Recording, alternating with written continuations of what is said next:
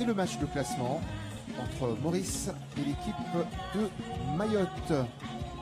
Ce sera dans une dizaine de minutes ici, devant un bon public, un public connaisseur, nous disait justement Bruno Bax, notre consultant. Mayotte, Maurice, avec les joueurs des deux formations. Et on est allé aux infos après les matchs des demi-finales.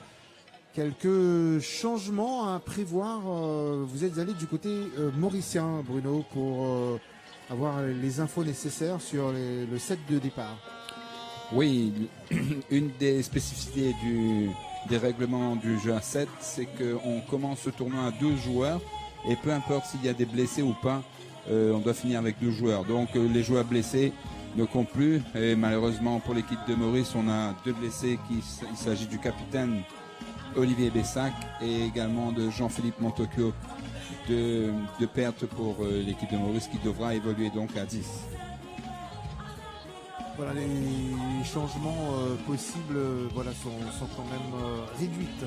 Voilà, ils n'auront que 3 changements, il faudra qu'ils fassent 3 changements, sachant que le rugby à 7, un joueur peut sortir, re-rentrer, ressortir, re-rentrer, mais pas plus de 5 fois. Du côté de Mayotte, on aura l'œil sur un certain Philippe Pierre, le numéro 11, et également le 5, Yanis Hamada. Vous nous signalez aussi Ali Mouslimou. Oui, pour moi, Ali a été un des meilleurs joueurs de ce début de journée aujourd'hui. Je disais tout à l'heure que c'était un jeune de 18 ans. Il s'entraîne aussi à l'île de la Réunion et il joue pour Mayotte et c'est un très très bon joueur à en devenir. Alors Mayotte qui à un certain moment avait titillé cette équipe malgache qui d'entrée dans cette demi-finale avait fait beaucoup de mal à l'équipe mahoraise. Oui, avec leur force à eux, la vitesse, la rapidité et surtout la vivacité des Malgaches qui ont su, je dirais, réagir à tous les ballons perdus par Mayotte.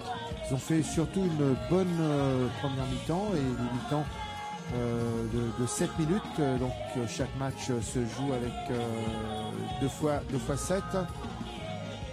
Oui, ils ont très très bien joué en première mi-temps. Après, ils ont essayé de contrôler la seconde mi-temps et ils se sont fait surprendre. Oui, par une équipe volontaire, voilà. des Mahorais, comme ici à l'image, voilà, qui aplatit le ballon tranquillement. Ils ont eu des possibilités, les Mahorais. Oui, ils ont eu des possibilités, ils ont marqué pas mal d'essais, ils ont marqué 2 essais si je ne me trompe pas. Ils ont montré beaucoup de caractère, je dirais, cette équipe de Mayotte qui doit travailler sur leurs acquis. Justement, le numéro 11, le fameux numéro 11 dont vous parlez, Lupig. Oui, très très bon joueur. Il a été un des dynamiteurs de défense de Madagascar. Vraiment très très bon joueur.